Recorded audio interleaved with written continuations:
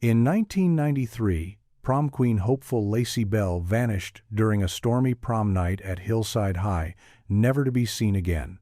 15 years later, a janitor cleaning the long-sealed basement hears an antique music box begin to play, triggering the reopening of a mystery the town tried to forget, and uncovering secrets hidden beneath the school's polished floors. The balloons floated above the gym like lazy planets, swaying in the breeze from overworked fans. Glitter clung to every surface, folding chairs, taped streamers, and the backs of sequined dresses. The year was 1993, and prom night at Hillside High buzzed with nerves, cheap perfume, and the kind of hope only teenagers could carry. Lacey Bell stepped onto the gym floor like she was born to be there. She wore a pale blue dress that caught the light like a soap bubble and had her hair pinned in a soft twist her mother spent the whole afternoon perfecting. Her corsage sat lightly on her wrist, already wilting at the edges, crushed slightly from her date's awkward embrace at the door. Ryan Chase varsity jacket and practiced grimoires glued to her side, hand on the small of her back. He didn't look at her the way she looked at him, but that truth hadn't cracked through the night yet. Not with the music blaring and the crowd swirling like a dream. Every few minutes, someone called her name. "Lacey, you look amazing." "Lacey, we're voting soon." "Lacey, dance with us?"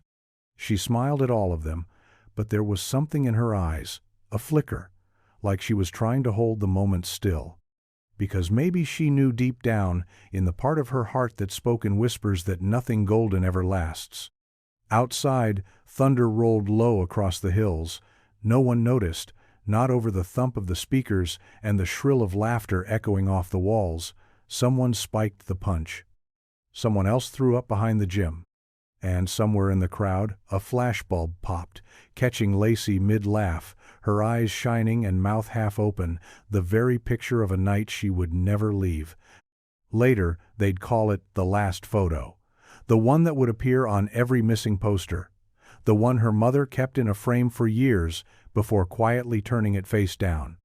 But in that moment, the music played on, the lights shimmered, and Lacey Bell twirled once under the streamers like she was dancing straight through time.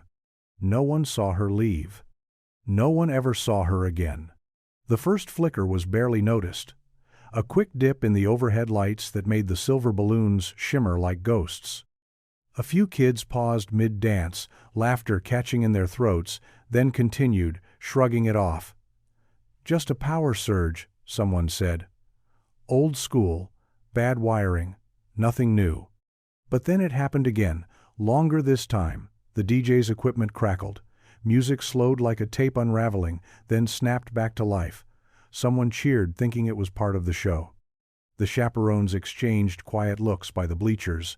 Outside, thunder rumbled louder now, closer like footsteps pacing the sky. Lacey was near the photo backdrop when it happened the third time. The lights went completely out for 5 long seconds, just enough to feel it. Darkness thick and sudden, swallowing the room in a breathless silence.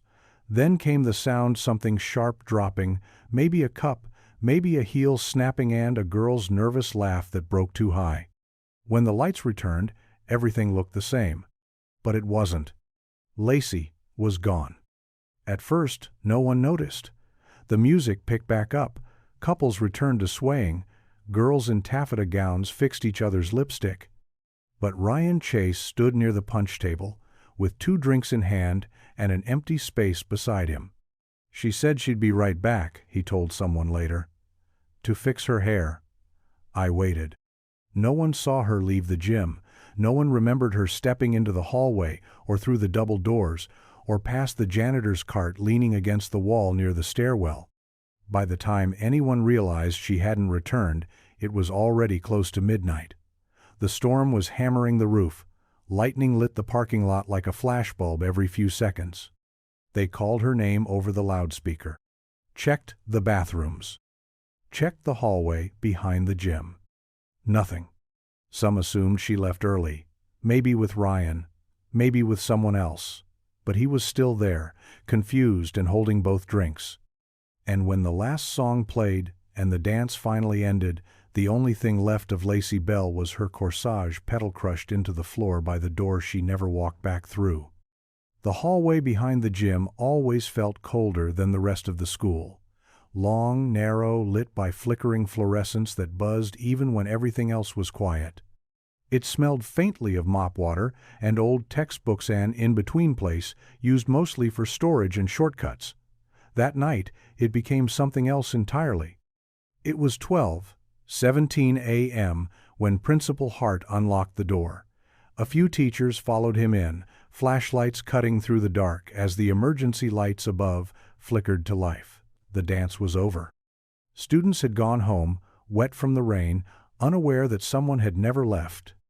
The hallway stretched on, scuffed floors and faded lockers on one side, stacked folding chairs and old sports equipment on the other. The janitor's cart was still parked halfway down, untouched. The air felt heavier here, like it hadn't moved in hours. They called her name again. Lacey? Nothing. One of the teachers found a heel silver, scuffed at the toe lying sideways near the fire door at the far end. It matched the ones Lacey wore, seen in that final photo. The other was never found. They opened every door, checked every classroom, every closet. Nothing looked out of place, except a faint smear on the tile near the mop sink. They chalked it up to dirty shoes. The fire door was locked from the inside. No signs of a break-in, no windows broken, no alarms tripped, just that long hallway, the sound of rain drumming above, and the quiet growing between them as the minutes passed. No one saw Lacey walk in. No one saw her walk out.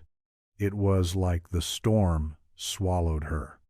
Later, they would review camera footage, what little there was in 1993. Grainy, half-lit frames from an overhead hallway cam that showed only shadows shifting and a flash of fabric too quick to trace. Some said it was her, others said it was the light catching nothing. But those who searched that hallway never forgot the feeling, that sense of standing just a few feet from something they couldn't see, a presence, a pause, as if the hallway remembered her, even if no one else could find where she'd gone. The rain hadn't let up by morning. It poured in sheets across the empty school parking lot, turning curbs into streams and puddles into lakes. By 6 a.m., the faculty knew Lacey Bell hadn't gone home. Her dress wasn't found in a pile by her bedroom door, and her bed remained untouched, still made, perfectly, the way her mother always insisted. The police were called before sunrise. By the time they arrived, the gym was already stripped of its decorations, as if the night had never happened. Crepe paper sagged in the corners. The balloon arch had deflated, listing to one side like a broken memory. Detective Elena Ward stepped into the scene wearing a slick navy raincoat and an expression made of stone. She was young, then sharp, quick, and still believed every missing girl could be found if you just started early enough. They walked the school inch by inch. The hallway where her heel was found was now cordoned off with caution tape. Still, nothing more turned up. Locker doors were closed. Storage closets were empty. The fire door remained locked, same as before, not a single window shattered, no signs of a struggle. Ryan Chase was questioned first. His answers were smooth but tired. "She said she was going to fix her makeup," he repeated. "Said she'd meet me at the punch table, that's it." I waited. His suit jacket was still damp. His eyes were glassy, more confused than grieving. Friends were pulled into the office one by one. They gave the same story. Lacey had been glowing that night. She'd smiled, she'd danced, and then she was gone. Detective Ward asked for the yearbooks, the prom court lineup, the old security tapes. By nightfall, search crews were dragging the wooded ravine behind the football field. Flashlights bobbed between trees, casting beams through mist and branches. Volunteers whispered her name. Dogs picked up nothing. The storm was over, but its damage had only begun. And somewhere, in the crawl spaces and shadowed corners of Hillside High, a secret waited silent, still, and not quite ready to be seen. The morning after prom, Hillside High stood under a gray sky, soaked from the storm and stripped of its sparkle. The janitor rolled up streamers sticky with dew. The DJ had packed his rig hours earlier. And Lacey Bell was still missing. Detective Elena Ward was called in before dawn. She arrived with coffee in one hand and the weight of knowing too well how these stories often ended. Hillside was a small town. Bad things weren't supposed to happen here. Not to girls like Lacey. The search began at first light. The school was locked down. Class was canceled. Volunteers from the community began combing the area fields behind the football bleachers, the woods near the old tennis courts, and the creek that cut past the edge of town like a vein. K-9 units were brought in. Helicopters hovered overhead, blades thumping a hollow rhythm across the sky. Students returned to the gym to help clean up. Some cried, others whispered, as if saying her name too loudly would make her disappearance more real. Ryan Chase paced the sidewalk, eyes glassy, still in his wrinkled tux. He insisted she just walked away. Maybe she was upset. Maybe she changed her mind. But nobody believed that. Not really. Lacey's mother arrived late in the morning, clutching a wrinkled prom photo in one hand and her daughter's hairbrush in the other, pressing it into the hands of an officer like it might help bring her home. By afternoon, missing posters were already being printed at the sheriff's station. The photo chosen was the last one from that night. Lacey smiling over her shoulder, one curl slipping loose from her updo, unaware that the flash would freeze her in time. Detective Ward retraced the hallway herself, again and again, the broken heel, the open maintenance door, the strange hum in the air that didn't feel like a draft.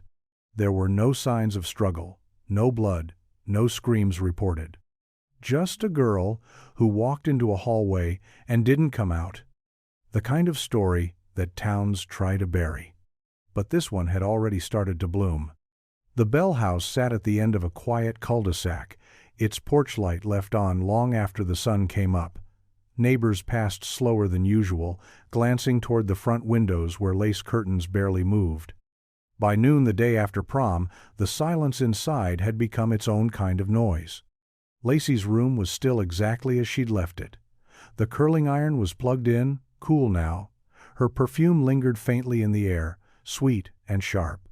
Her prom dress hanger, which once held her hopes and nerves, now hung empty behind the closet door. Her mother, Diane, refused to sit down. She moved from room to room, wiping surfaces that were already clean, folding towels that didn't need folding. Her husband, Tom, made coffee every hour on the hour but didn't drink it. They didn't speak much, not to each other, not to the officers who tried to gently ease in questions. They only asked one thing. When are you going to bring her back? Diane kept going over the little things.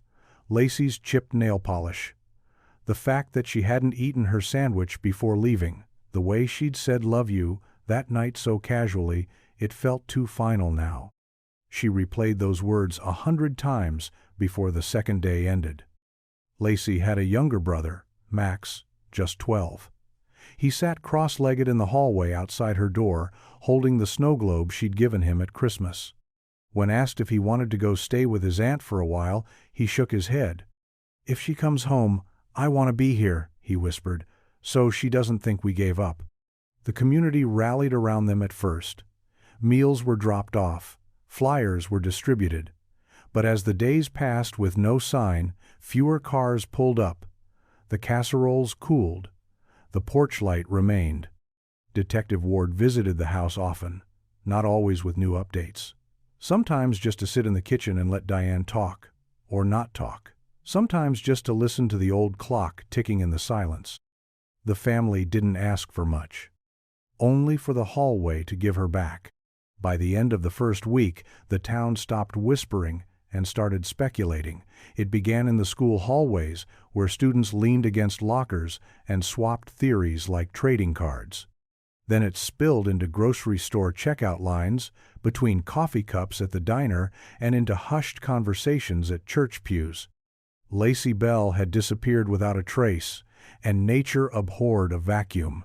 Some said she ran away. Maybe the pressure of prom night got to her. Maybe she was hiding with an older guy no one knew about. Others were sure she was snatched up by someone hiding in the school, someone who'd slipped past the staff and disappeared just as easily. One theory spread fast, that she'd never left the building, that she was still in Hillside High. It didn't take long for people to start remembering things differently. A student claimed to have heard a scream during the power outage. Another swore she saw a shadow move behind the bleachers. A freshman who hadn't even been at prom said Lacey had looked scared that whole week, that she'd told someone she thought she was being followed. Teachers dismissed it. Grief made people invent things. Fear sharpened memory in the worst ways. But once the rumors took hold, they grew legs. Ryan Chase, her boyfriend, bore the brunt. He was questioned again, pressed on whether they had argued.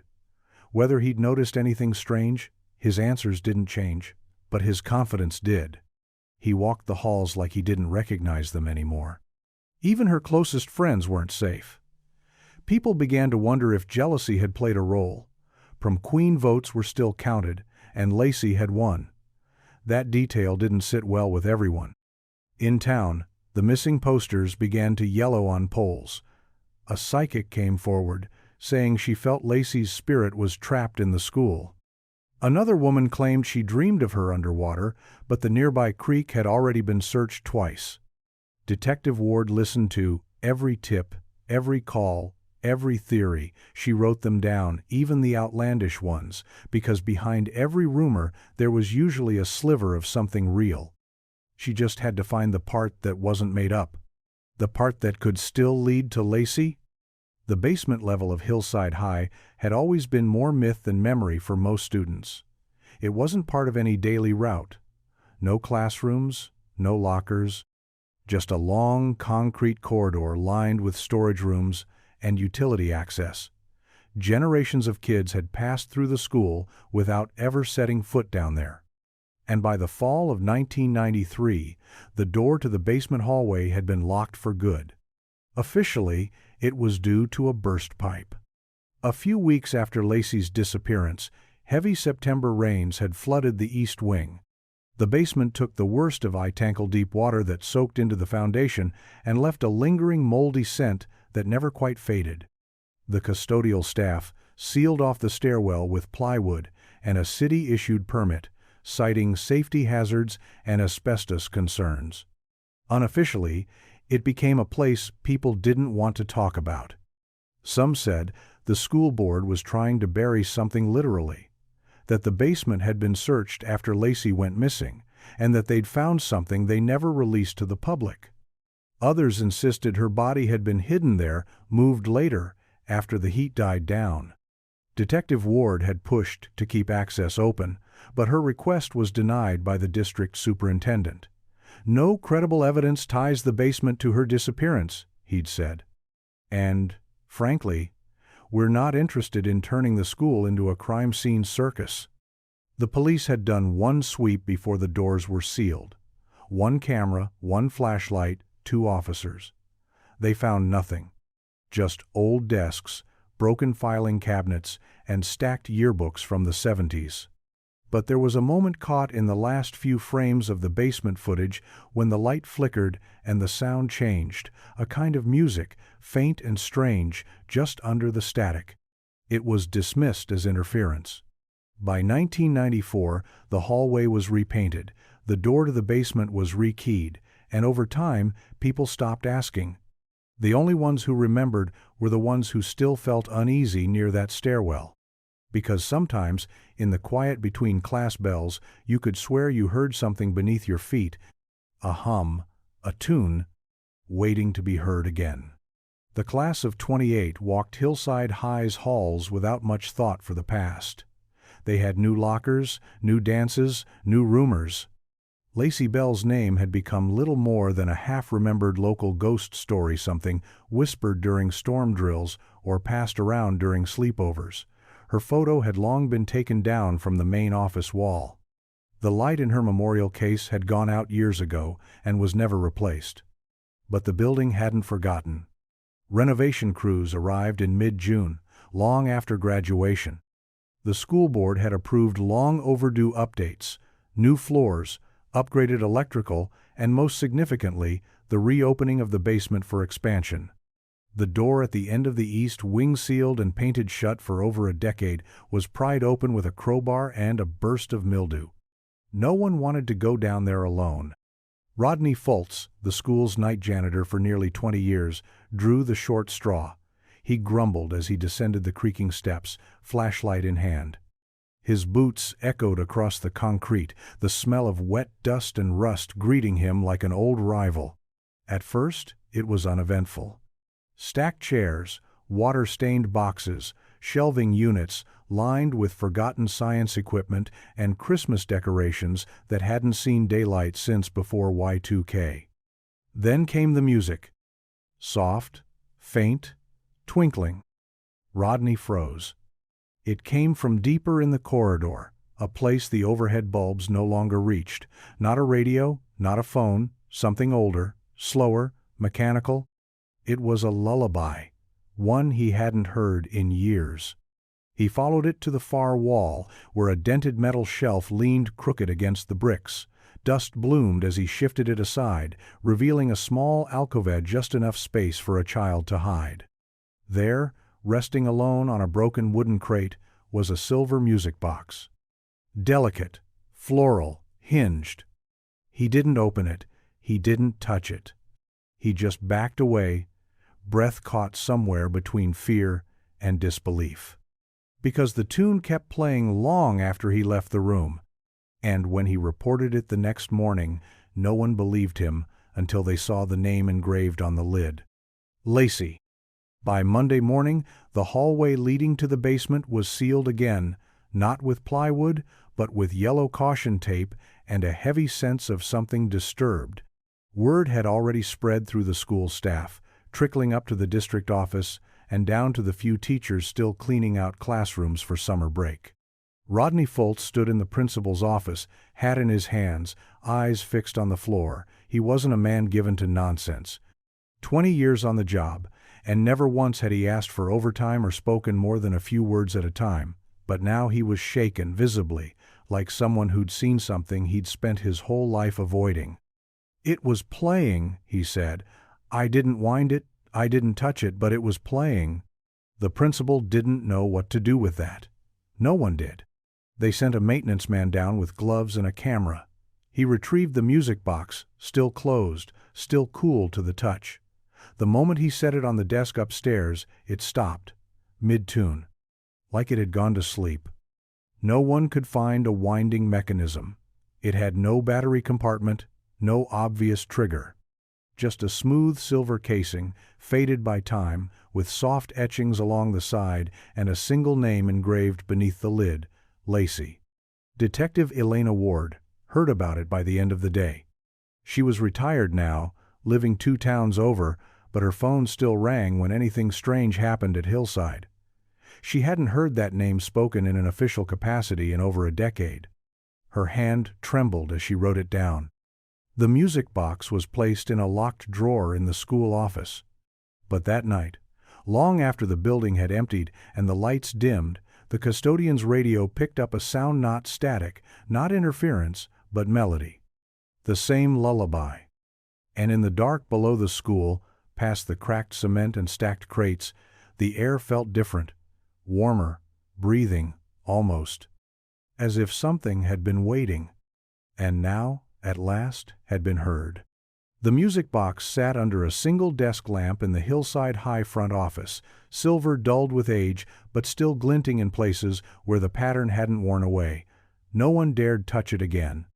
It had been days since Rodney first found it, but the melody lingered in the minds of everyone who had heard itis, if the tune had attached itself to the walls, playing even in silence. When Detective Elena Ward arrived, the room went still. She hadn't walked the halls of Hillside High since she boxed up Lacey Bell's file in 1997. The carpet had been replaced, the walls repainted, but some things hadn't changed. The light through the blinds still hit the floor at the same angle. The air still held that faint trace of floor wax and old paper.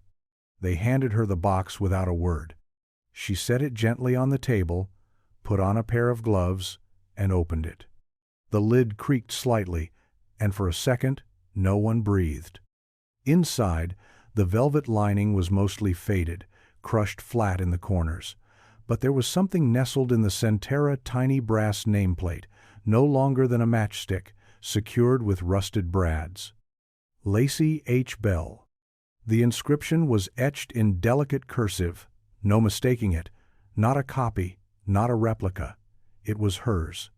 The same name once engraved on every flyer, every newspaper clipping, every sleepless night in the Bell household. It had been 15 years since anyone had seen it written like that, so small, so intimate. Like it was meant for her and no one else. Elena closed the lid, softly. She didn't say anything for a long time. Later, she would sit in her car outside the school, staring through the windshield as the clouds rolled in. Her fingers tapped absently against the steering wheel to the rhythm of that old lullaby, the one that no longer needed to play aloud. The music box hadn't been an accident. It hadn't been forgotten. Someone had placed it there. And whoever it was had wanted Lacey's name to be heard again. She hadn't worn the badge in over 7 years, but stepping back into Hillside High made something old stir in Elena Ward's chest. The scent of waxed floors and teenage perfume still clung to the walls. Lockers buzzed faintly with fluorescent light. The echo of laughter and sneakers seemed to hum just out of reach. She walked the halls like she never left. They hadn't called her back officially. No one used words like reopen or active, but the principal had muttered something about closure, and the school board had no comment. Still, she'd driven out that same day, music box locked in her glove compartment, her gut twisting with something halfway between dread and resolve. Lacey Bell had been her first high-profile case, and her first failure. Elena had lived with that photograph for years. The prom night smile, the twist of curls, the corsage just starting to wilt. She'd kept the file after retirement, stored in a box in her attic, too stubborn to give it up, too ashamed to leave it behind. Now she sat in the empty teacher's lounge, the reopened file spread before her. Faded interview notes. Old security stills. A cafeteria napkin where Lacey's mother had scrawled a theory at 2 a.m. Once, eyes red-rimmed, voice hollow. Elena flipped through the statements, tracing timelines like a ritual. She rewatched the only surviving footage from the east hallway, the flicker, the blurred frame, that flash of something that may have been fabric, or a shadow, or nothing at all. But now, there was something real. A nameplate. A music box. Something that had not been there in 1993. She met with the janitor again, Rodney, who told his story the same way, word for word, hands clenched tight. He didn't want to believe what he'd heard, but he knew what he heard. The lullaby had started without warning, and it had stopped when he backed away. Someone wanted the story told again. Elena stood in the hallway where Lacey was last seen and pressed her palm against the locker with the peeling 93 sticker still clinging to it. The air was colder here, denser. This time, she whispered, she would not leave with only silence. They'd been sitting in a cardboard box for 15-year stacks of glossy prints, curled slightly at the edges, some smudged by time and fingerprints. A teacher had kept them tucked away in a back cabinet, left over from the 1993 prom committee. No one had wanted to throw them out. No one had wanted to look through them either. Until now. Detective Elena Ward sat cross-legged on the floor of her guest room, surrounded by photos spread out like a crime scene mosaic. The colors had faded, but the moments still lived. Teenagers frozen in mid-laugh, corsages pinned crooked, tuxedos too large, eyes red from cheap camera flash. She moved slowly through the stack, separating the posed portraits from the candid shots. It was the candids that interested her, the ones snapped before the lights went out, before the music warped and the hallway swallowed a girl whole. And then she saw it. Not Lacey, not directly. A mirror. In the background of a photo taken near the refreshment table, a mirror caught the far edge of the hallway entrance. Most of it was lost in shadow. But just before the lights flickered, The camera had captured a faint blur, a figure not Lacey, but someone standing near the maintenance door. The posture was wrong for a student, taller, stockier, half-turned, as if watching, as if waiting. Elena leaned closer. The reflection in the mirror was grainy, distorted, but real, and it hadn't been in any report from the original investigation. The photographer must have snapped the picture seconds before the outage, seconds before Lacey vanished. She looked at the timestamp on the back, 12:16 a.m. The time Lacey's heel was found, 12:21. A 5-minute window. Elena set the photo aside, hands shaking just slightly. For the first time in years, she wasn't chasing a memory, she was chasing a lead. Whoever had been in that mirror, in that moment, was never interviewed, never noticed, but they had been there. Close enough to see her walk away. Close enough to follow. Rodney Foltz didn't like being the center of attention. He preferred empty hallways, the hum of vending machines, the rhythm of a mop-slapping tile. He'd worked at Hillside High, longer than most of the teachers, but few students ever learned his name. That was fine with him. But now, everyone wanted to talk to Rodney. Detective Ward met him on a Tuesday afternoon, in the same custodial break room where he'd eaten lunch every day for 2 decades. The folding chair beneath him creaked as he sat, hands clasped like a kid in trouble. "I didn't go looking for anything," he started. "I was just doing what they told me. Clean out the old basement, clear the shelves." He paused, eyes fixed on the floor. "I didn't even know who she was," he admitted. "That girl, not really. I mean, I remember when she went missing, everyone does, but I didn't know her face until I saw that name in the box." Rodney described the moment the music started, said it was soft, almost delicate, like it had been waiting, said it echoed in the walls, but when he turned his flashlight there was nothing there. Just the box, sitting on that crate like it had been placed with care. Then he said something that made Elena sit forward. "I wasn't alone." He hesitated, glancing toward the hallway beyond the door like something might be listening. "I heard breathing," he whispered. "Behind me, just for a second. Thought it was mine at first, but it was different. Slower, like someone was standing real close." She asked if he turned around. "I couldn't," he said, "couldn't move, like the air got thick, like whatever was there didn't want me to." Rodney didn't stay long after that. He went back upstairs and didn't touch the basement again. "They told me it was a prank," he added. "Said maybe some kids got in, but I know what I heard, what I felt." Detective Ward believed him. Not because she trusted ghosts, but because fear has a sound, a rhythm, a tone that can't be faked. And Rodney's voice carried it like a song. The lockers on the east hallway hadn't been touched in years.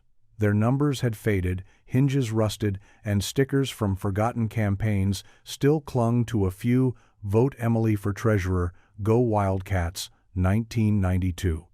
After Lacey vanished, the school quietly stopped assigning them. Kids said the hallway felt wrong, off, like it belonged to a memory no one wanted to wake up. Detective Ward returned to that hallway with the janitor's master key. The custodian on duty hesitated when she asked for it. "Those lockers?" he asked. "No one's opened them in over a decade." "That's why we're opening them now," she replied. She started from the far end, each door groaning as it gave way. Most were empty, just dust, forgotten notebooks, an old gym shoe sealed in a dry crust of mildew, but locker 327 stopped her cold. It still smelled faintly of vanilla and hairspray. Inside was a single strip of prom photo booth pictures, 4 blurry frames of Lacey and her best friend Jamie, grinning and pulling faces. It had fallen behind the wire shelf at the top. Folded beside it was a napkin with a lipstick print and the words, "He's watching again. I think he followed me." The handwriting matched Lacey's yearbook note from that spring. Detective Ward stared at the message, the lipstick smudge. It was rushed, uneven, written quickly, like she hadn't meant to leave it but needed to, like she'd been interrupted. She opened 3 more lockers down the row before she found another clue. Locker 333 held a piece of fabric folded into a perfect square. It was part of a dress blue satin, same as the one Lacey wore that night. Tucked in with it, beneath a dusty biology textbook, was a single Polaroid. It showed the back stairwell, dimly lit, empty, except for a faint figure at the base of the steps, half caught in shadow, too blurry to make out a face. But the posture rigid, waiting was unmistakable. She took the photo, the napkin, and the fabric, placing each carefully into evidence envelopes. Her hands trembled, not from fear but from knowing. This hallway had never been empty. It had just been waiting for someone to listen. Jamie Norrington hadn't spoken about prom night in 15 years. Not really. Not beyond the polite, practiced lines she'd offered to reporters when the story first broke. She was beautiful. She was happy. One second she was there, and then she wasn't. She'd moved 2 states away by fall, changed her last name after marriage, and told herself it was over. Until the phone rang. She didn't recognize Detective Ward's voice at first. Age had softened it, made it lower, steadier. But the moment the name Lacey Bell left the line, Jamie dropped her coffee cup and gripped the counter like the floor might give out. She agreed to meet. They sat on a park bench in Arlington, cool breeze brushing the tops of the trees. Jamie hadn't brought photos. She hadn't needed to. The memories were etched too deep. "She told me something that night," Jamie said, eyes cast down. "In the bathroom, before the prom king and queen were announced, she was shaking, said she thought someone had been following her all week." "Did she say who?" Jamie hesitated. "No, but she kept looking over her shoulder, said he'd been at the gym doors, said he knew her name, but she didn't remember his, thought maybe he was someone from another grade. Or maybe staff. She wasn't sure." "Why didn't you tell us?" "I was scared," Jamie whispered, "and I thought maybe she just panicked, got overwhelmed. We were 17. You don't think your best friend's about to vanish forever." Ward placed the napkin in her lap, the one from the locker, with Lacey's lipstick print and scrawled message. Jamie stared at it for a long time, hand trembling as she reached out to touch it. "She wrote this in the locker?" she asked, barely above a whisper. "She was afraid," Ward replied, "and she was trying to leave something behind." Jamie closed her eyes, a tear escaping down her cheek. "She told me once," she murmured, "if anything ever happened, I'd know what it meant, that she'd find a way to tell me." Ward leaned forward. "Do you know what she meant?" Jamie nodded slowly. "I think she already has." His name had slipped through the cracks like dust in the corners of a forgotten file. Not a teacher, not a coach, not someone with a desk or a class photo in the yearbook, but he'd been there every day. Early morning, late at night, sweeping floors, locking doors, watching. Howard Crane. He'd worked nights as a contracted janitor during the 1992-1994 school years, brought in through a third-party custodial company, Hillside, hired to cut costs. No one paid much attention to who emptied the trash as long as it got done. There were no formal complaints, no write-ups. Just a quiet, middle-aged man with a ring of jangling keys and a knack for disappearing into the background. Detective Ward found his name deep in the old vendor invoices, typed on a faded line between supply orders and maintenance hours. She stared at it, her pulse ticking upward. He wasn't on any list of interviews from 1993. He hadn't been asked anything. Ward started digging. Crane's record was Clennon paper, but his employment history showed gaps, sudden relocations, a dismissal from another school district for boundary violations that had never made it to formal charges. In 1995, he stopped working entirely. No social, no tax return, nothing. She made calls, tracked down an old custodian from Hillside who'd worked alongside him. The man remembered him well. "He gave me the creeps," he said. "Used to hang around that back hallway more than he needed to, always checking locks. Never said much, but he listened. You'd feel it, like he was memorizing everything." Ward asked if he was working prom night. Absolutely. He volunteered for it, said he liked the quiet after everyone left.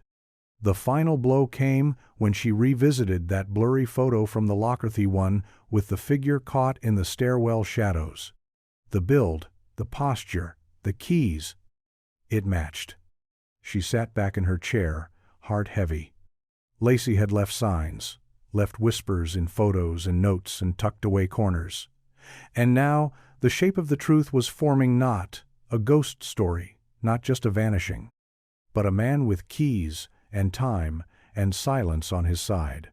The problem with men like Howard Crane is that they rarely stay gone. They change their names, shift towns, take jobs that ask few questions. And if they're careful, if they know how to stay small, they disappear in plain sight. But Elena Ward had never forgotten how to follow shadows. It took weeks of cross-referencing outdated HR records, dead P.O. boxes, and payroll names attached to temporary contracts.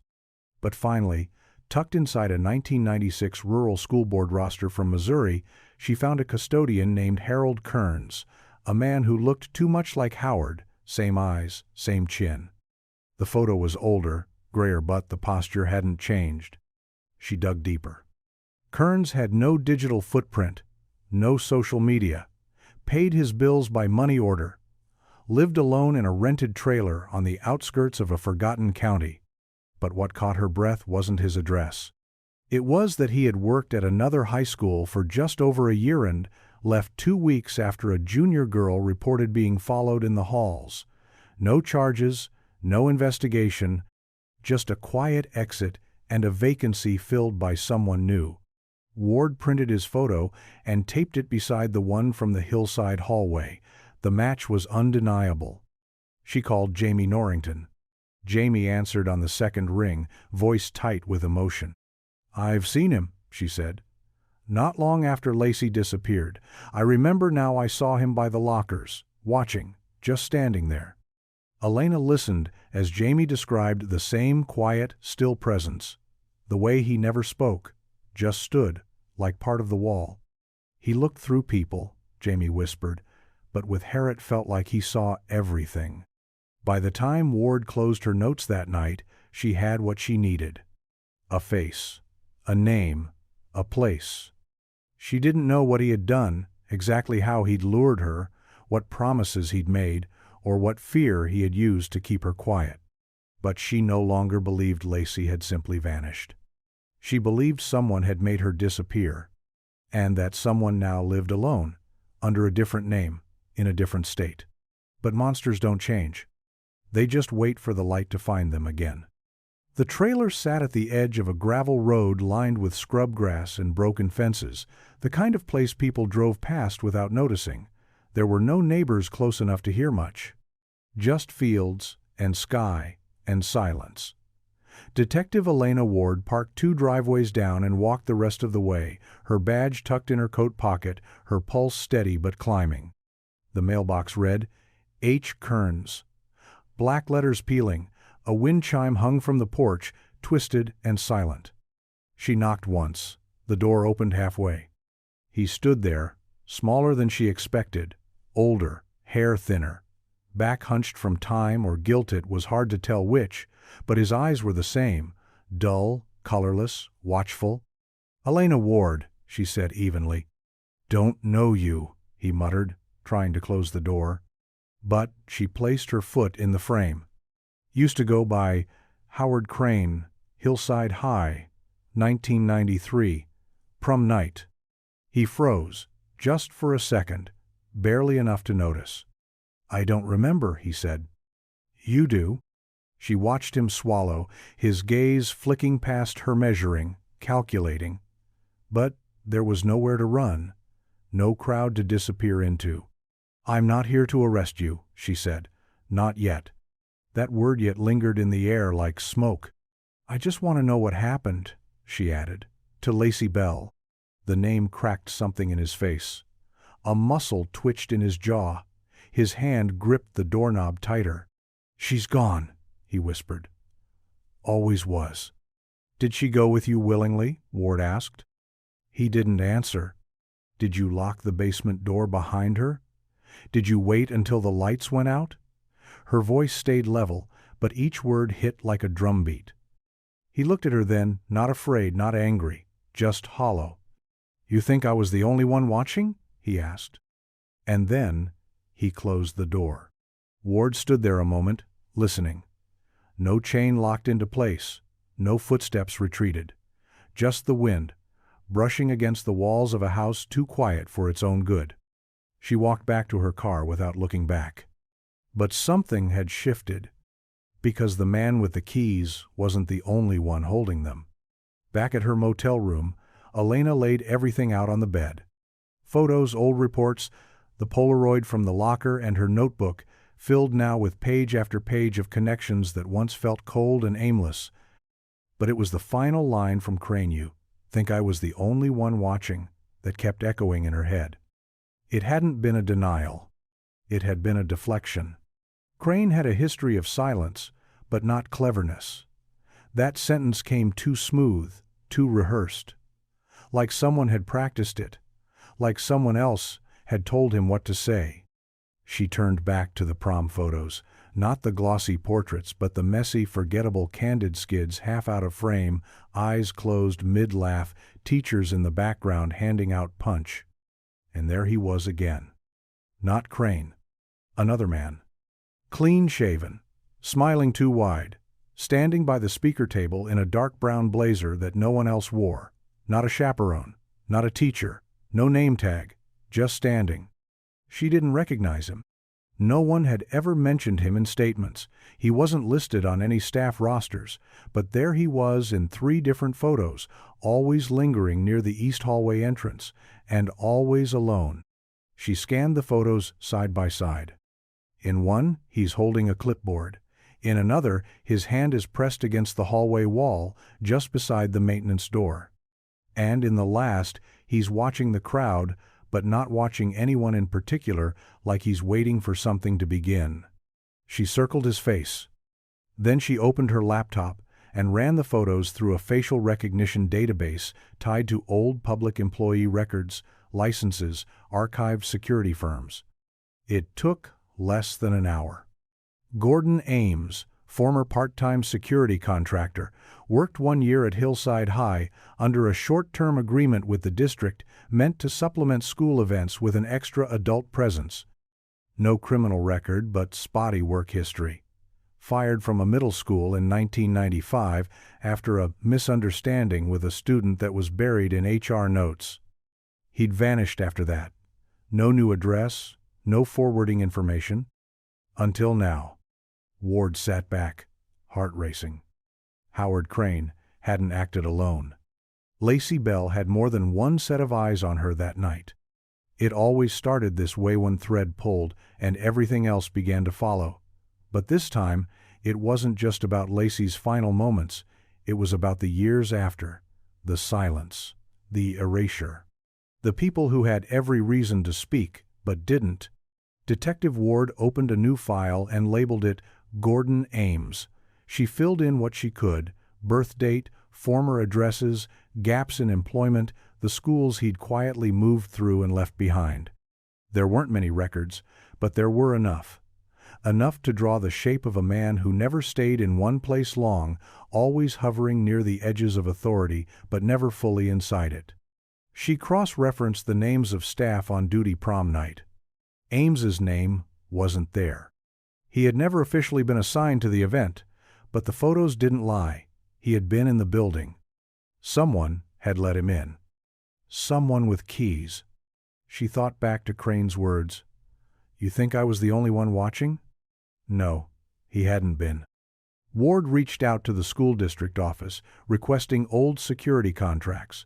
Most had been shredded or boxed in damp storage, but one envelope remained a signed visitor form dated the night of prom.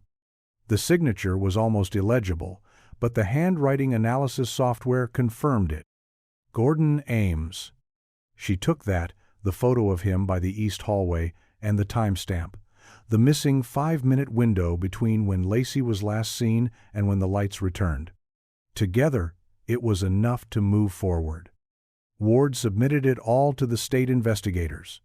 This was no longer a cold case. It was breathing again. But something else gnawed at her. Lacey's music box hadn't just been a message, it had been a marker, a turning point. Someone had kept it hidden all these years, then placed it back inside the school. Why now? Why, after 15 years? And who else had been holding that secret, quietly, all this time? The unraveling wasn't just about guilt, it was about complicity, about a town that had chosen quiet over answers. But now, the silence had broken, and the truth was spilling out. By the time the town caught wind that the case was active again, it was too late to tuck it back under the rug. Hillside had learned long ago how to fold uncomfortable truths into polite silence-bake sales, church sermons, smiling denials, but this time the silence didn't hold. Detective Ward stood in the kitchen of Margaret Denning, retired principal of Hillside High. The old woman's hair was neatly pinned, her hands shaking just slightly as she poured tea neither of them would drink. "I never saw the visitor logs," Margaret insisted, eyes darting. "You signed off on them?" Ward replied, laying down the visitor form with Gordon Ames's signature. Margaret didn't answer.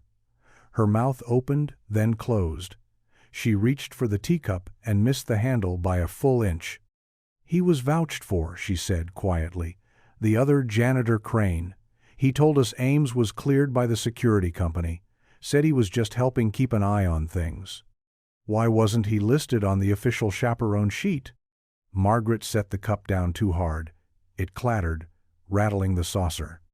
"Because he wasn't supposed to be there," she said. And then her voice broke. "There were rumors, even back then. I heard the whispers. But we couldn't afford another scandal. Not after the substitute teacher mess the year before. The school board wanted the story gone, clean, contained." Ward watched her carefully. "So you buried it?" Margaret looked away, out the window where autumn leaves swirled against the glass.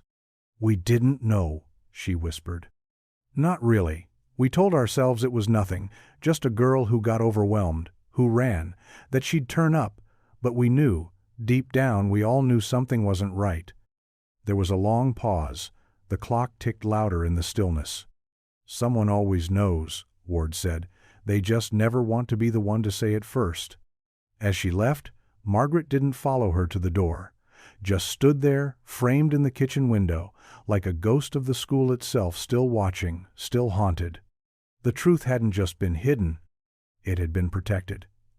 By the very people trusted to guard the halls Lacey had once danced through. The yellow tape was long gone. So were the signs warning of asbestos and unstable flooring. The basement had been scrubbed and repainted, its shadows displaced by sterile overhead lights and stacks of supply crates. But no matter how many times the floor was mopped, it still felt like the air held its breath down there. Detective Ward descended the stairs slowly, her flashlight cutting through the corners the bulbs never reached. She'd brought the music box with her this time, wrapped in cloth, the same way it had been stored after Rodney first found it. It was quiet now, had been for weeks, but the weight of it still felt heavy in her hand like it remembered. The room at the far end hadn't changed. The same dented metal shelf leaned against the wall. The same old wooden crate, slightly warped from time, sat beside it.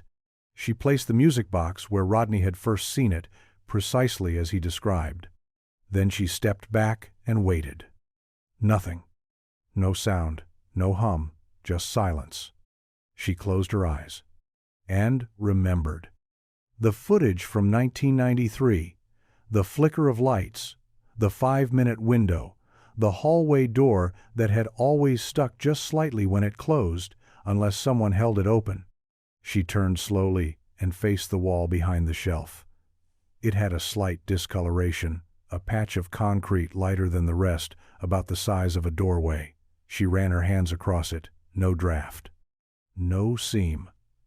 But something about it didn't feel solid. She retrieved a crowbar from the stairwell landing and began to press against the edges. The sound echoed deep. Hollow. Behind the wall something existed. A crawl space. A room never listed on the school's blueprints. She pried harder. The plaster cracked, dust billowed out in small puffs. And then, with one final heave, a section gave way, revealing darkness and the stale scent of long-decayed fabric. She raised her flashlight. Inside was a narrow room lined with insulation. Old posters from decades past were pinned to the walls. A folding chair in the corner. A blanket half mildewed. And at the center, just beneath the light's beam, a pair of red ballet flats. Dusty, small, untouched. She stepped back, heart pounding. The basement had never been sealed. It had been hiding. The narrow crawl space felt like a swallowed breath, silent, stale, heavy with the kind of stillness that knew how to wait. Detective Ward stood at the threshold, the flashlight shaking slightly in her hand, the beam dancing across surfaces meant never to be seen again. The floor was dirt, compacted by time and footprints that had long since faded. The chair in the corner looked rusted into place. A blanket, moth-eaten and half-folded, lay over what might have once been a sleeping mat or simply the cold ground. But it was the walls that spoke loudest. Drawings, dozens of them, scratched into the insulation with a pencil or pen cap, childlike, faces, names, hearts, stars, a music note. And one phrase repeated in different handwriting, pressed deeper each time. "My name is Lacey Bell." She'd written it to remember. Or to remind someone else. Ward crouched and studied the pair of red ballet flats, positioned neatly beside a small box of crayons, faded from heat. There was a comb, a broken necklace, a single earring, tiny things. Personal things, the kind no one would pack unless they were told they'd be gone only a little while. Behind the crate, in the back corner of the wall, a shape jutted from the dirt. Ward knelt, brushed it with her glove. A journal, spiral-bound. The front cover half gone. She flipped through it, slow, gentle. The ink was smeared in places, but the writing was clear. She saw fear in the early pages, then hope, then silence, long stretches of blankness. And finally, one last entry, barely legible. He said no one was coming. But I heard the song again. Maybe someone knows now. Ward blinked back the sting in her eyes. The music box. She must have heard it once, maybe from upstairs, maybe in her memory. Somehow, Lacey had held on, writing her name again and again like an anchor, like a thread meant to find its way back to the world. The room hadn't just hidden her. It had contained her story. 15 years, buried beneath cement and shame. Ward closed the journal with reverence. Lacey Bell hadn't vanished. She had been here all along, waiting to be heard.